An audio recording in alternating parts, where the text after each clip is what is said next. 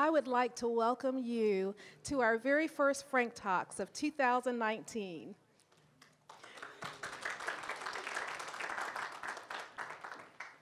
I'd like to thank our sustaining sponsor, Williamson Medical Center. We are so grateful for your support. And Stephanie and her crew are in the back. Will you guys just give a wave so we can say thank you to you? We'd also like to thank Renaissance Bank. Diane is here for their support, and they brought some goodies today also. Thank you very much. And West Haven has allowed us this opportunity to be in their facility. We are very grateful for their support, as well as the community coffee. Can we give them a thanks as well? Well, Frank Talks would not be complete without our Nancy Conway and her Did You Know segment. And I will tell you up front, she has a prize, so listen up. Thank you, Nancy. Thank you. Good morning, everyone. And we have right here this wonderful blanket. You may need it. Yes, you may need it, you know, today, tomorrow. I understand this weekend you may really need it. Okay, the person that answers this question correctly first will be the winner of the blanket, or to receive the blanket. So here goes. This is one to really make you think a little bit. What is the single largest jobs commitment made by a company in the history of Tennessee? Amazon. Who said that? Okay, and you raised your hand too. I was also going to say Amazon. Where she gets it, Okay, I'll let you all share the blanket. There you go.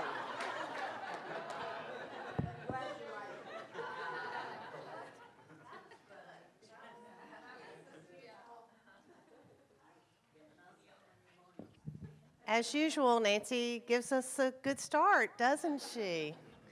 Well, this is a great crowd this morning. I'm Mindy Tate, Executive Director for Franklin Tomorrow, and I know most of you, and we really appreciate you being out this morning. Just a little bit of housekeeping.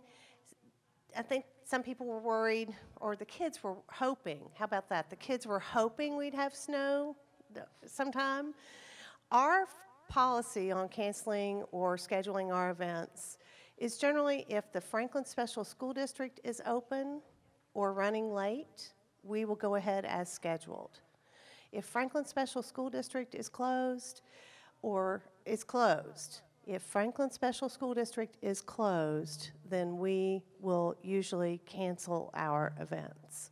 We would also send you an email. Sorry, Stefan's telling me to go this way. We would also send you an email that morning canceling the event so you would know, but we want to just make you aware that that's our general policy. Because if the Franklin Special School District closes, that used to be like BGA. Did anybody go to BGA to school? Or I had kids there. And if BGA closed, it was kind of the apocalypse. So we just needed to be aware of that. So we really appreciate everyone being here this morning, and we have a great panel. It seems like it's January 14th, but it seems like maybe we just got started last week. Does anybody else feel like that? We got back to work on Monday the 7th, and it was kind of like nothing happened the days before that. It was too much. So we thought this was a great way to think about how we can focus on our mind, our body, and our wallet to get a good start to the year. And I'm going to invite our panel to come up. We've got Linda Schacht from Lipscomb University is going to be here. We've got Jay Moore from Williamson Medical Center and Diane LeBlanc from Renaissance Bank. Renaissance had a great week last week, or since the first of the year. They have knocked down what is standing on what will be their new downtown Franklin location, an old gas station on Columbia Avenue across from the police station. And so it was a great surprise to drive by there last week and see that that was gone. And so it's wonderful to see that. But we're just going to share, and this should be casual. And if you have a question that you want to ask one of the panelists during their discussion, that's fine. or if you want to wait at the end, we'll have time for questions and answers. Renaissance gave us some pads and pens. If you didn't get one and you would like to take some notes, raise your hand and I'll get you one. But we really appreciate you being here this morning. Frank Talks is always the second Monday of the month. And again, we appreciate the sustaining support of Williamson Medical Center and the support of Renaissance Bank in presenting this. So we're going to start with your mind, and then go to your body, and then we're going to go to your wallet. So we're going to start with Linda. I'm going to stand. That's okay with y'all. Good morning. Happy New Year. How many made a New Year's resolution? Yeah, they're getting fewer and fewer every year, right? I don't make a New Year's resolution. I choose a word for the year. Many of you have seen that that's suggested, right? And you can try to build some of your commitments, not resolutions, around that word. My word this year, and it works very well with what Mindy asked me to talk about, is citizenship and truth. You can have more than one word. But why citizenship? Well, if you believe that democracy is driven by the lifeblood of engaged and informed citizens, that is, if you believe engaged, informed citizens are the lifeblood of a democracy, we're anemic. Right? I'm anemic. I would suggest everybody else in this room is anemic, and there's several reasons for that we'll get into in just a minute. But I was surprised when I walked in. I shouldn't have been, because I know all of you are committed citizens, that I saw Franklin Tomorrow's 3 words are engage, collaborate, and advocate. And that really tracks what Aristotle and others have said that a good citizen is. A good citizen is engaged in the life of his or her community and works for the common good. So for my time today, I want to give you 2 ways to think about becoming an informed, engaged citizen. The first is by looking at what Howard Gardner, and for those of you who are old enough, Howard Gardner is the guy who got the MacArthur Award for coming up with the idea that we all learn differently. That not everybody can read and take a multiple choice test and actually show what they know. That some of us learn by seeing or hearing or doing. Not everybody learns by reading and giving it back. He spent the next 30 years looking at minds, creating minds, leading minds. And then about 5 years ago, somebody said, what's the next book you're going to write? And he said, I am tired of looking at other people's minds. I would like to prescribe what I believe a leader needs, what kind of mind a leader needs in the 21st century. And he said there were 5 parts of that mind, the 21st century leader's mind.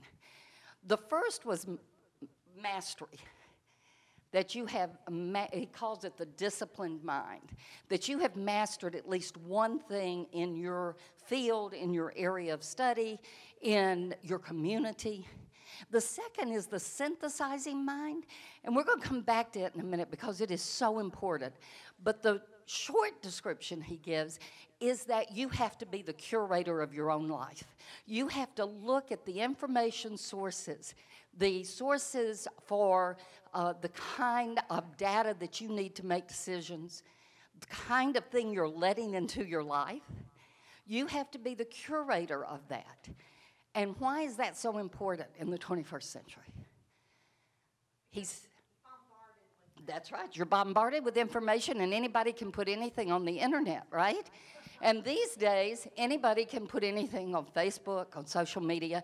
And so you have to become a discerning consumer of the information that is bombarding you. We have to move from information to knowledge to wisdom. And you can't reach wisdom, you can't make wise decisions if you don't have good information. So he says you have to decide what sources are you going to let in. You know, my husband was an artist and a writer, and he believed so strongly in this notion of your attitude comes from what you let into your life. When he painted, he listened to opera or to musicals that he loved from Broadway. Les Miserables became one of his favorites to paint by. And he believed that optimism came from filling your life with good things. He also was a great believer that you needed to take the time to choose those sources that you let into your life. So the synthesizing mind is the second mind. The third mind is the creating mind. And notice I said creating, not creative. Because what Howard Gardner says is that we all can help people see things in new ways. So if you have developed a synthesizing mind, you have decided what you need for your work, for your personal life, what kind of information you need to be a good citizen, if you have decided that and you have made that conscious decision, then he says you can put together a worldview that will help you help others see things in new ways. That's particularly important in this day and age, right? Why? Because we live in our bubbles. Helping people see things in new ways gets us out of our own information bubbles. In order to do that, we have to be open to ideas that are not necessarily like our own. The next mind is the respectful mind. And Mindy had asked me to talk a little bit about civility. And one of the most important things, do I need to move this way? Why didn't you tell me that? I just realized. Sorry about that. The next thing is the respectful mind, and civility, is something that Mindy had asked me to talk about because it is in such short supply. Now, I have an interesting take on civility that you may not all agree with. I believe we have to get to civility by deciding on a common set of facts that we will have our civil conversations around. Because it is hard to be civil if you shut somebody down in the first line, right? Ronald Reagan was known for being someone who could open people's ears to hear. Now think about that. If you start out in the first sentence when you're trying to persuade somebody with something that makes them feel as if you think they're stupid, what's going to happen? They're going to shut down their ears. So in order to be able to find that common set of facts in 2019, you've not only got to be open to other people, you have to put yourself in a situation where you are ready to listen to them, and what you say to them opens their ears to listen to you. It's particularly important to be respectful in these times because we don't have a lot of models at the federal level for being respectful. And notice I said plural, okay? One of the things we have to do at the local and state level is change and to be different from what we see in Washington. If we follow the Washington talking points, we are never going to be able to find that common ground. And the final mind is the ethical mind. Now, Howard Gardner was a secular humanist, so he puts the ethical mind last, right? All of us would have put the ethical mind first. Nelson Andrews, who is the namesake of our Andrews Institute for Civic Leadership at Lipscomb University, always said you start with integrity. Now, integrity also means working from facts, working from truth. And one of the people who knew that the best is a man here in Middle Tennessee who I just had the pleasure of writing a book with. The book is called Steve Turner's Little Book of the Common Good, A Citizen Guide. And that's the second thing I want to leave with you today. What Steve says in this book is that there are 3 ways that he has tried to work for the common good, and they are attitudes. They are attitudes. The first is optimism. The second is a tendency to collaborate. The third is the willingness to compromise. And he argues that you have to start with optimism, just like you have to start with integrity. And I would urge you, as you start thinking about developing your synthesizing mind, that one of the best ways to become more optimistic is to spend less time on social media. Social media, the research already shows, makes us more depressed, particularly young people, but it cuts across ages, this research. But it makes us more depressed. It keeps us from engaging directly, one-on-one. And the only way you can really collaborate is one-on-one, right? Or at least in groups like this. So get off of social media. I don't mean get all the way off. I have to be on so I can see my nieces and nephews and my great nieces and nephews and what they're doing, because that's the only way I'm going to know. But consider not getting your news and information from somebody else sending you something on Facebook or Twitter. Does that make sense? Go to the original source. The other thing I would suggest that you do to keep that optimism up is to engage, tell me when I need to stop, okay, is to engage in the wonderful things that are available here in Middle Tennessee. So you don't just read quality news. And when I say quality, I mean journalism that shows both sides, that is rooted in truth. If it's too crazy and you just can't wait to read that the story with that crazy headline, it's probably too good to be true or too bad to be true, okay? Because what happens? People are putting headlines on to suck you in. They're putting fake logos on to suck you in. So if you see something that says abcnews.co.uk, that's not ABC News. It may have the ABC News logo, but you have to research farther to make sure that you're not sharing fake news as well, right? Because there's this wonderful new idea that we're all participating in creating this world of propaganda we're in. Because we're sharing things, sometimes we don't even read them all the way through, right? We're sharing things that are not necessarily based in fact, and we're the propagandist in doing that. The other thing is, as I said, to experience. Get off social media and experience. There are several things that we researched in the book that Steve was part of, that I would suggest you not only go yourself, go with adults, take your children, because they are amazing resources here, and many of you already know about them. One is the Civil Rights Room at the Nashville Public Library. If you want to be uplifted about the role that Nashville played and the wonderful role that Nashville played in some ways being a model that was not Birmingham, then go and spend some time and be uplifted in that room.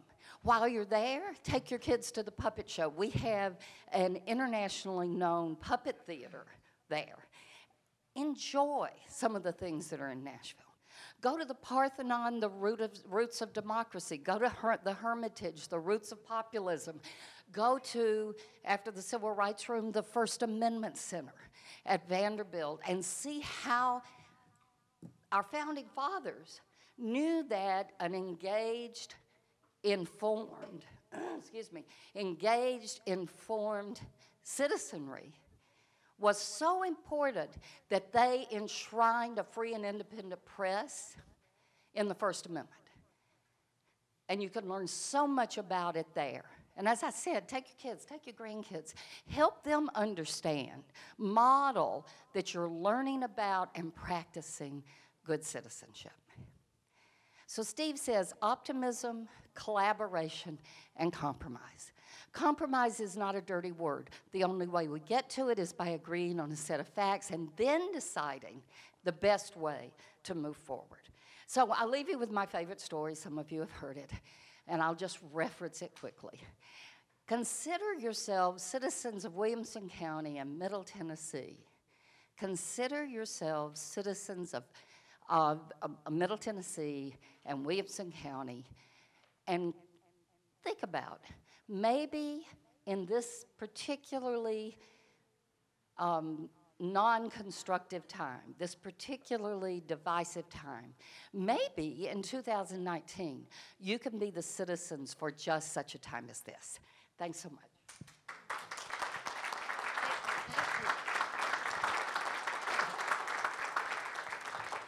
Okay, is your mind open? Are you ready to listen to some additional facts and thoughts and process? That was great, Linda. Thank you so much. And as I mentioned, Linda is with Lipscomb University, and she does work in the Nelson and Sue Andrews Institute for Civic Advancement. So we are very pleased to have her this morning. We're also really pleased to have Jay Moore, who is with Williamson Medical Center, and he helps them coordinate their athletic trainers and coordinate the health of our community in that way.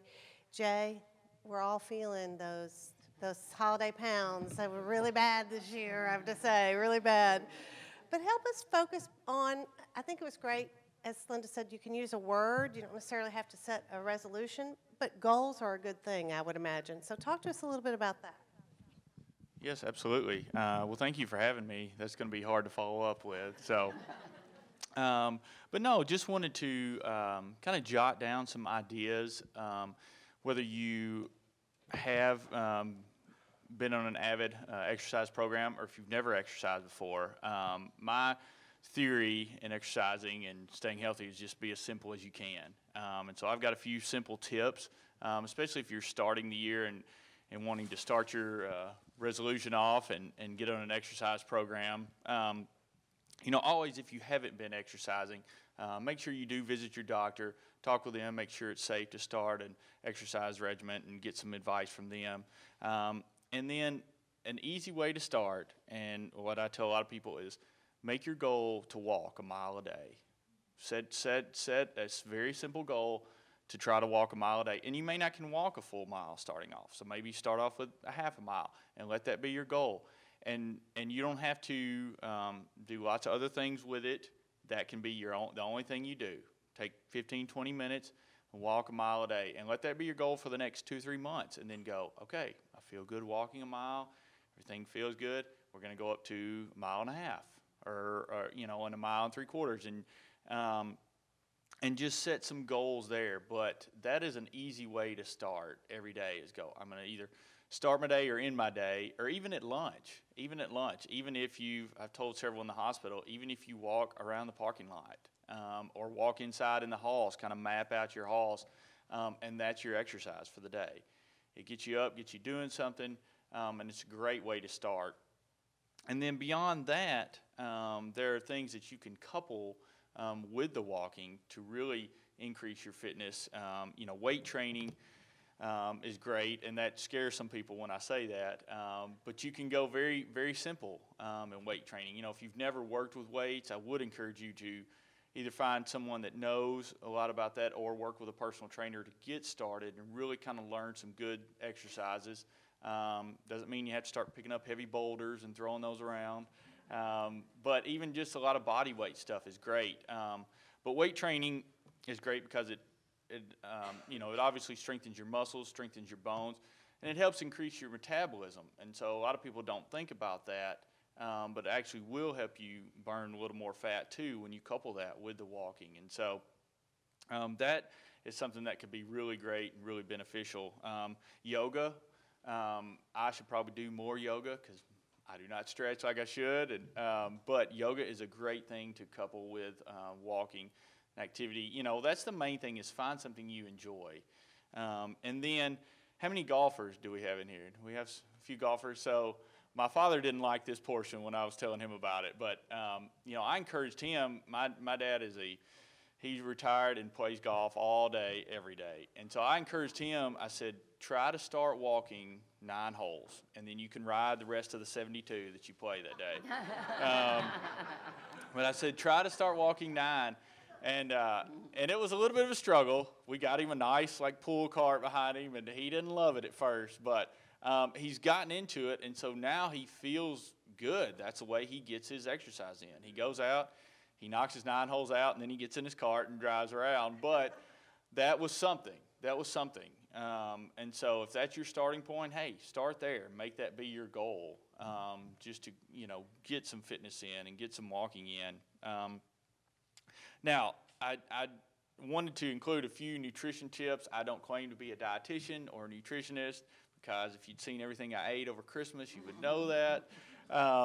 But there are a few, again, simple changes that you can make with nutrition to really help.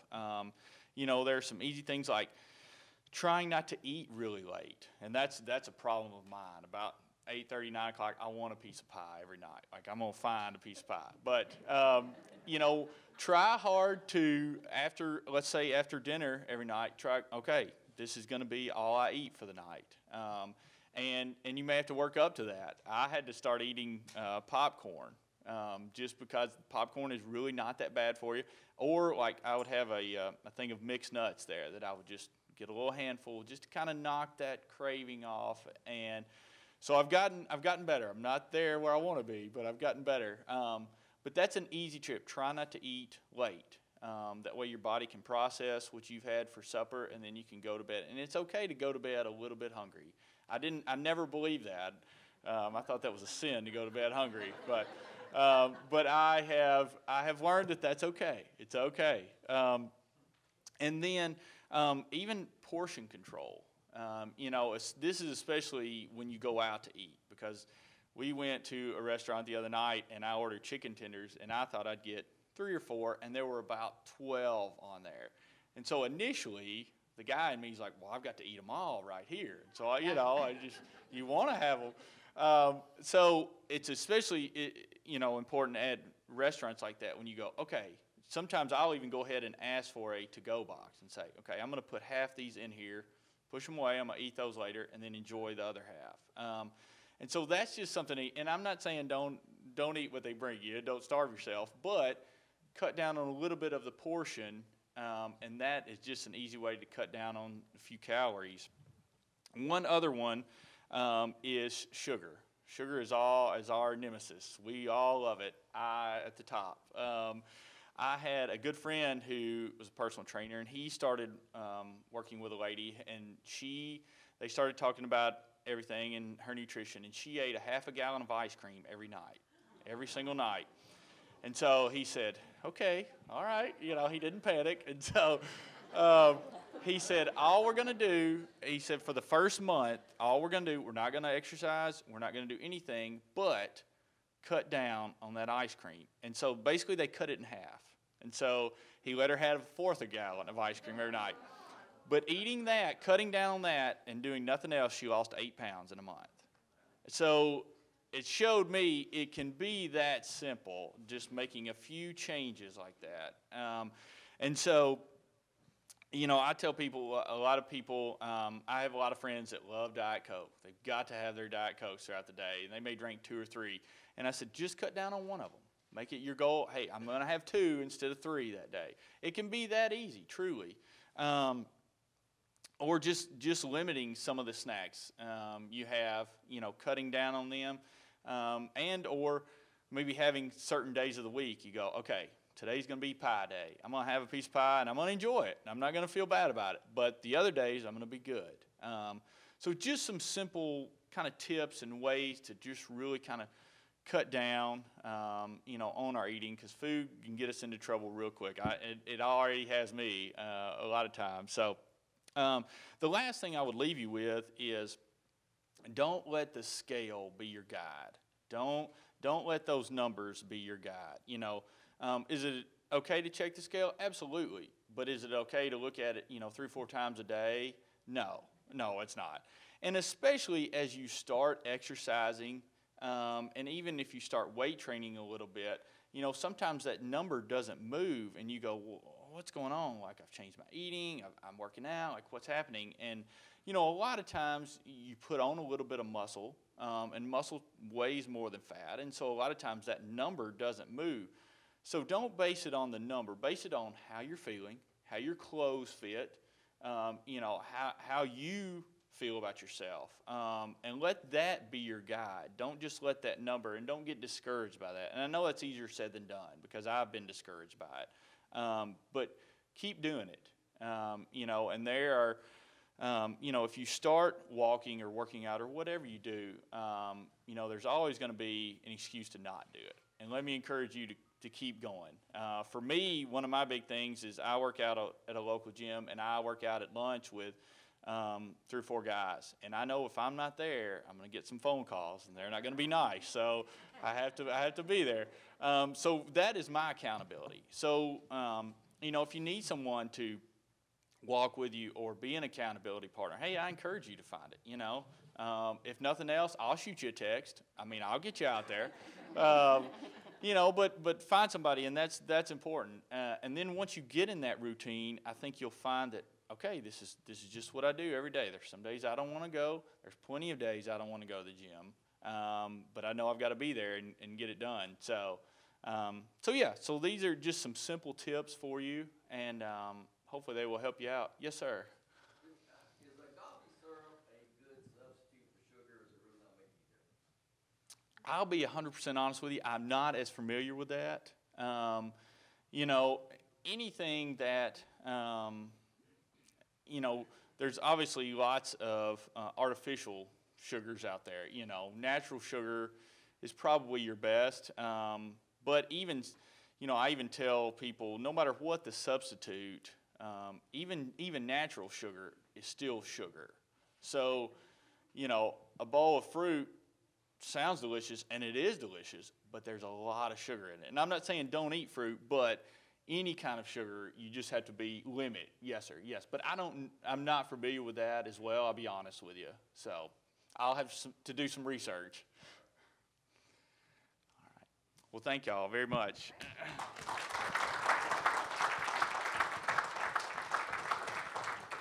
I'm trying very hard to really be conscious about walking. If I can take the stairs, I'm going to take the stairs. If I can walk to lunch downtown Franklin, then I'm going to walk to lunch and maybe grab that salad at Taziki's rather than the burger somewhere else, It's a good thing. Joe, that was great. Thank you for that this morning. Okay, so we've got our mind focused and our body, and now we're going to think about our wallet a little bit. It's always at the beginning of the year you think, I can save X thousands of dollars to this year, and I'm going to do it. Or it's time to refinance, and we got to think about those things. But we have to think about those things as they are really a focus or almost a diet of being healthy financially. And so we're so lucky to have Diane with us today. Harrison Crabtree, her counterpart, is on jury duty this week. Citizenship. So I think he'd probably much rather be here, but we'll not say that. Harrison's a great guy, but I'll let Diane talk a little bit about her, and we've got some slides for you on financial well-being. Great. Thank you, Mindy. And thanks, everybody, for being here. It's a great turnout. Glad to see everybody ready to go for the new year. And Jay, would this fit these Tootsie Rolls, all that sugar? Will that work for our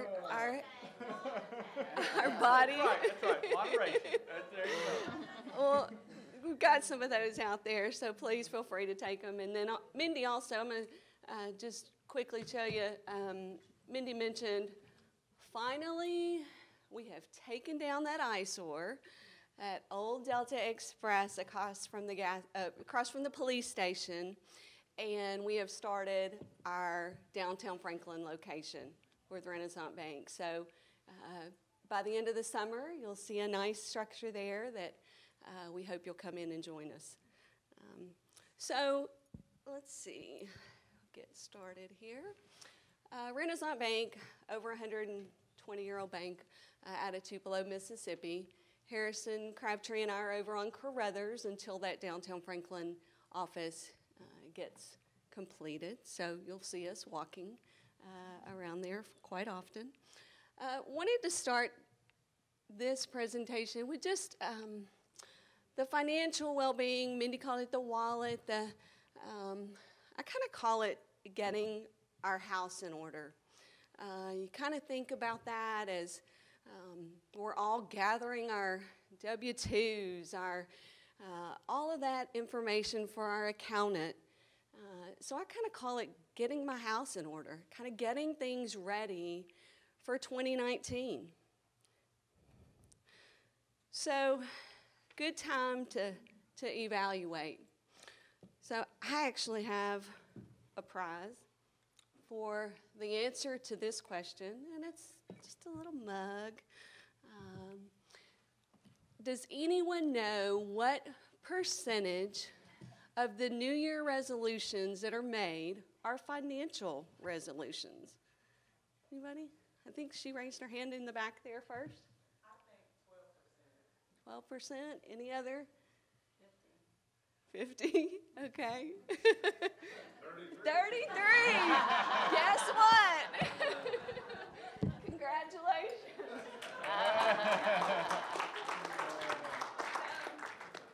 So 33%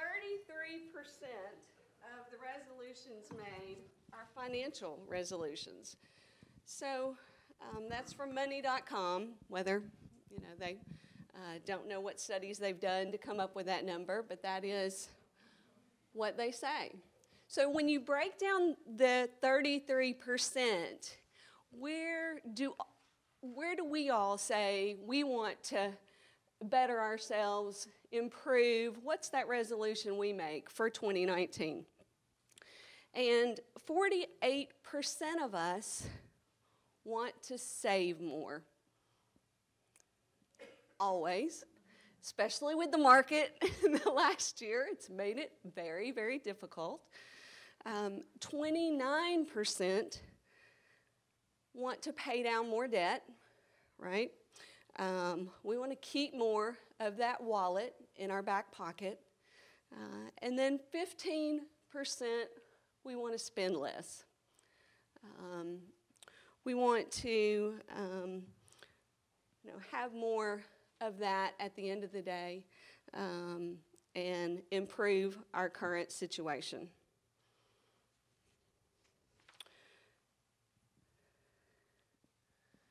So I kind of break it down into 4 areas, manageable, 4 really ways.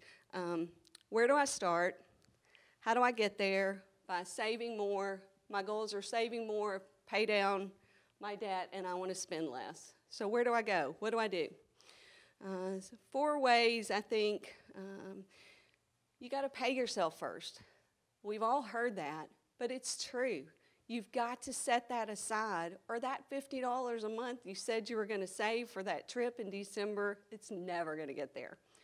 I think the best way to do that is to set up your automatic debits, just like if you were setting up an automatic debit to pay your utilities. Most of the time, those don't cost you anything. Set up that $50 to go to that savings every month, and it's done. It's out of your mind, and it gets taken care of. The second one, I'll say, treat your home finances as if, I'm going to back up a little right here. Pay yourself first. Emergency fund, always have 3 to 6 months in living expenses in your savings account. And then find that auto debit or transfer. And then the last thing, if you're not taking advantage of this, we really are leaving money on the table. I'm going to pick on Rebecca Zeitlin, a former employee, but she has a rewards checking account and a rewards savings account. Her rewards checking account, doesn't matter if she has $10 or $25,000, she is earning 1.5% on those monies. Your everyday money. She's got $25,000 at the end of the year. She's got $370. She's going to buy a trip to New York City. So it's leaving money on the table if we're not taking advantage of those checking accounts that are out there right now. And who knows? They might increase those rates as well, as they have CD rates and money market rates recently. So back up to the second one, treating your finances at home as if you were the CFO of your company. Definitely time to evaluate. Don't just put those statements in the filing cabinet. Don't just throw them in the closet until you're ready to pull them out in April. Look at them. Review every investment that you have. Review every statement that you're given so that you can know, what do I need to change? What should I adjust? Call your financial advisor. Get their take. That's what they're there for. We have an amazing one, and I hope some of you weren't too disappointed that Rip Johnson didn't show up, but but he is amazing. If you haven't met him, I've got some cards I'm happy to share with you. So you've got to make those adjustments, and now's the time to do it. Anticipating as much as you can what the market's going to do. Manage that cash flow, just like your company. If you're the CFO of a company, manage your cash flow. Know what your expenses are. Know how you can cut those expenses and how you can make the bottom line improved. And you've got to have a budget. It's so hard to work without a budget. It's hard to get to where we want to be at the end of the year if we don't have it in writing. And if we don't have it in front of us in writing, it's not really there, right? So we do want to have it written down. And if we're struggling, we can't seem to get where we need to get and where we want to be, track the spending. I'm not saying on an every month, every day, but overall, track that spending. See where things went that maybe you can cut out next time. Long-term plan, be specific. What is that goal? If it's, I want to go to New York in December to see the lights and the Christmas decorations, then break it down. Every month, this is what it takes. Just very simple. And my favorite, award yourself bonuses. It's got to be fun, right? The third area is protect your financial information. You might not think that's part of the items that we talked about, cutting down debt or saving more, but it is. If we're not protecting that information, and if we're not looking at our statements, that money is going out the door and we don't even know it. So some ways that we tell our clients every day is to create that complex password. We had a cybersecurity FBI individual. Some of you may know him, Scott Augenbaum. Wonderful, impressive guy who now retired from the FBI, but he talked a lot about these passwords and how important that is, and that's primarily how our emails, how everything's getting hacked into. So we've really got to be creating those complex passwords. You know, what I do and what he taught me is I love my dog Snow, so my password might be the first letter of each of those words. No one's going to come up with that. That's going to be a tough one to hack into. But it's really important to create those complex ones, and they're making it harder and harder for us these days that we have to, so there's something to that. He also mentioned don't use the same passwords for business and personal. Something to think about. View accounts frequently. We talked about that already with our statements and making sure that we look at those. We look at our online banking. We look at what transactions are on there every day or as often as we can. Set up those electronic statements. Don't let them come in the mail to you. People are still, they're taking our packages off the front door step. They're still getting our mail. Use your credit cards for online purchases. Another one. I can't tell you how many times we're doing disputes where clients have used their debit card for online transactions. Have a separate credit card for those purchases. It is so critical to do that. And check your credit report once a year. My favorite site is www.annualcreditreport.com. Free credit report. Gives you all 3 bureaus, and you just want to know what's on there. Make sure it's all yours. Something we might forget to do, we all in this time typically see salary increases with our employer. Every time you get that salary increase, increase your contribution. You weren't expecting it, so why not go ahead and increase that contribution, your 401k, your 529, college plan, whatever that is. Go ahead and increase that at that time before you see it, because otherwise it's gone. It's a lot easier to do it on the front end. Also, boost those, make that extra mortgage payment. Make that extra mortgage payment once a year. Really cuts down on the interest over a 30-year period.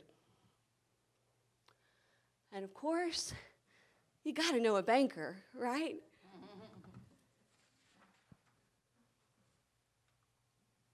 That's all I have. Thank you.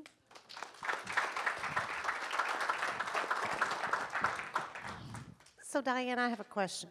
And we're going to open it up for questions for anybody on the panel and from the audience. But I have a question. So that's okay. You can leave it on that one. Do people expect you maybe for people to shop for banks? Do people expect to come in and say, hey, I wanted to know what you're offering here? And do banks expect us to shop it a little bit? Yes. It's so competitive for your account. Or it's not a toaster anymore, but it's No that toaster. reward account or something. That's right. It is very competitive. And as I was mentioning, the interest rate, some banks offer interest on your checking account, some don't. So it is worth your while to shop. We get a lot of folks that have shopped or compared banks online before they come in, and that's just being savvy with your money. That's great. We know that the reason that we chose these 3 topics these are where your stressors come from. We stress ourselves through our own thoughts in our mind, our body. We're comparing ourselves to other people on social media who we shouldn't, we are ourselves. And then we're worried about our finances. Everyone is concerned about those things. So it's a great opportunity to ask a question or get something going. Over here. Financial question, in terms of your typical mortgage that you have, we have a circumstance now where my son is in college, so a couple of years from now I'm going to have to borrow some money probably for him for his finances. Is it possible without, I've been paying down a mortgage for years. Can I use that same increase at the same rate, or does it have to be a completely refinance loan, or can I just say, okay, I want to add $100,000 to my mortgage and it'll stay the same terms? Or I know I have to pay more interest and stuff, but will the terms stay, or does it have to be a completely new outside refinance of the whole thing based on the current rates or whatever? I think you're probably looking for possibly a home equity line of credit for the equity that you've paid down your mortgage in your own home. It's a separate loan, and those rates today, and typically you'll see those as a variable. They're floating at Wall Street Journal Prime. Prime plus a quarter is where we're seeing ours right now. Prime is at 5.5. So those are about a 10-year interest-only product at about 5.75 right now. Very low closing costs, but that's definitely an avenue for you to go with that, and do see a lot of folks going that direction. Christine has a question over here. So, Linda, when you said you go to the original source, in academia, you can go to the original source a little bit, because that's kind of what you do all day. Not you, but this person. Right. So, for the rest of us, Well, what's your original source that you recommend to everybody? Well, 2 things. One is when you see a story that's been shared on social media, go read the story itself. Go back to the actual, if it's a New York Times story that's been shared, if it's a Daily Cost story that's been shared, and understand which sources they are using. So if they reference a filing that has been made, A lot of times, and I'm just using the Mueller report for an example, if they reference a filing, you can actually, and people don't have time to do this, I understand, but you can actually go to the filing and see, is it really saying what the press is saying? I would say for the layman who doesn't work in academia and go to actual the scholarship behind the work, you can do a couple of things. One is I have reverted back to the Walter Cronkite era of news. One of the things that I do is that I have chosen, and the good news now is it's not appointment television, you can get it any time during the day. I have chosen to watch one of the 3 network news, 30-minute newscasts every night.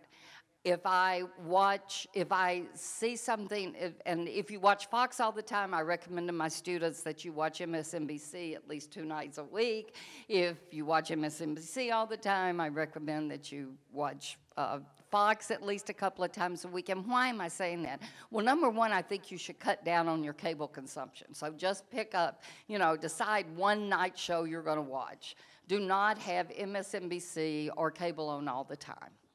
The second thing is, I really think that the PBS NewsHour and all of the links on the PBS NewsHour is going to give you the best information. They're going to link you back to the studies, to the Pew Research, to the there's a Shorenstein Center at the Kennedy School that does research around the media and how to find good sources. So they're going to take you to those links. They're going to take you to the interviews. One original source that I would say is, don't just take the 2-minute clip, or now it's more like 30-second clip, from an interview from somebody who's talking about an important issue of the day, and that's for local news as well. Most of the networks now are putting the entire interview online so that you can actually go and see the whole interview. The other thing is to decide who you trust. What columnists do you trust?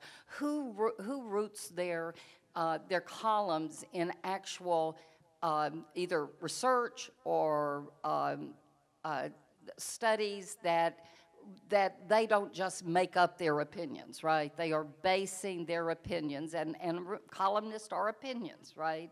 You need to know what neighborhood you're in, right? If you're in the opinion neighborhood, then you need to understand that bias is there. If you're in the news neighborhood, and it's getting harder and harder to find the news neighborhood, but if you're in the news neighborhood, there should be fair and balanced stories that give you both sides. And don't sensationalize the piece of the story that may be the least important. There was a great piece yesterday in the New York Times that said, will the media, how's the media going to cover 2020? And is what the media going to do cover every tweet that comes out on both sides and get people to react to the tweet and then react to the reaction of the tweet instead of actually looking at the substance of the story? There's a lot of substance out there about what's happening locally, statewide, and one thing we're going to have to do is we're going to have to dig deeper in order to be informed citizens. I hope that answered your question somewhat. And I would encourage you, as being good citizens, to also listen and look to local media. This morning here we've got folks from the Williamson Herald, from Franklin Homepage, from a new product coming to town in a few months, and we've got the folks from the city's cable TV channel. These programs are rebroadcast frequently on the city's channel, which you can find if you're on Xfinity, you can go to cable channel 10, or what's the other number? 99, and then you can watch not only Franklin, but Brentwood and some other local government, and really go to the source, as Linda's saying, because they broadcast the city meetings. Also, many times those things are available on Facebook Live, and you can watch them, and YouTube. So they're stored very much there, so it's a great opportunity to learn more. Carolyn, you have a question, and then we'll wrap up. Not to put you on the spot, but But you're going to put me on the spot. I wanted to ask you a question. What's your view of factcheck.org? I think it's a good site. I think it's a good site. I think it's, you know, it is a site that is not affiliated necessarily with any media outlet on the right or the left. On local media, I just want to say that the research shows that we trust our local media more than we trust any other media. But what Mindy just said, just think of what she said. It's going to take some intention on your part to really spend the time to be informed. And I think we lost that when we started not teaching civics in high school, and so we now have people who, you know, are not necessarily engaged because they don't know that that's the right thing to do, to be an engaged citizen. Sorry, I'll preach from now. Those are great points. And I would just tell you, I have some friends, we have a sister city in Canada, and when they come to see us, they have often asked to watch Fox News because that's not available in Canada. It's considered a commercial channel, not a news channel. So it's not available in Canada. So they'll come and watch, and we'll talk about it, and we'll have a civil discussion and understand each other. But obviously their news media is very different than ours. But there are so many ways to get your information, and we hope that Franklin Tomorrow is one of those ways, and we hope that we offer you education and information and a way to engage, collaborate, and advocate. Another opportunity coming up is next Tuesday is our quarterly Breakfast with the Mayors, and this is our mayoral summit featuring all the mayors of Williamson County. And this is presented by Pinnacle Financial Partners and Provision Cares Proton Therapy of Nashville and a host of other partners. We will be at that event unveiling some of the information and details from our On the Table initiative, which many of you participated in October. We had a week-long series of over 50 events with, we believe, close to 1,000 people participating in coming together over a meal or a snack, a cup of coffee to talk about what's important in our community and what's important for the future. And we'll be detailing some of the results of the post-event survey at that event on January 22nd, as well as to the Board of Mayor and Aldermen on the evening of January 22nd at 5 p.m. at the BOMA meeting. And then we'll be releasing and sending everyone who participated in the survey and in the process, we'll be sending that information out to you as well. We are working feverishly right now to come up with some of the ways that we are going to respond to your request and the outcomes of the On the Table survey. Much of it is some of the work we're already doing, but we want to look at doing it at new times and in new ways. And that involves you, because we can't really be a citizen engagement or community visioning organization without citizens and without the community. So it's important that we have your participation in those upcoming events. And some of them are really unique and new, and then some of them will involve more opportunities just to gather together. So we're excited about that. That is, so come to Breakfast with the Mayors. You can register online. A bunch of you probably are going to get an email in about 30 minutes, because I set it up to go out then, to remind you to register. And we appreciate Puckett's is back as our breakfast sponsor for January 22nd. And also we're really excited about that. Now, just like news media, nonprofit organizations need your support. And there are some unique ways you can do that. You can sign up through Amazon, through their smile.amazon.com, and make Franklin Tomorrow your designated nonprofit of choice. Or you can have, another way is also to have a historic Franklin license plate. Who has a historic Franklin license plate on their car? Franklin Tomorrow receives half of the funding, of the additional $35 in funding from the sale of those plates, and it is just a really nice thing, and it's a great show of civic pride. Just like Smile Amazon, you can set your Kroger Rewards card to benefit a nonprofit of choice. It could be your children's school, it could be another nonprofit organization, but those are ways you can support nonprofits in the community in a way that is something you do every day and may not really feel that impact. Obviously, direct donations are always appreciated by everyone, but we would also just encourage you to be an engaged citizen using your mind, your body, and your wallet wisely in 2019. Frank Talks in February is the second Monday of the month. We'll be at the Williamson County Public Library in downtown Franklin, and we'll be focusing on the African American experience in Franklin and Williamson County in a unique way. We're working to fully develop that program, and then we hope to see you there or at Breakfast with the Mayors on January 22nd. Thanks so much. Have a great day.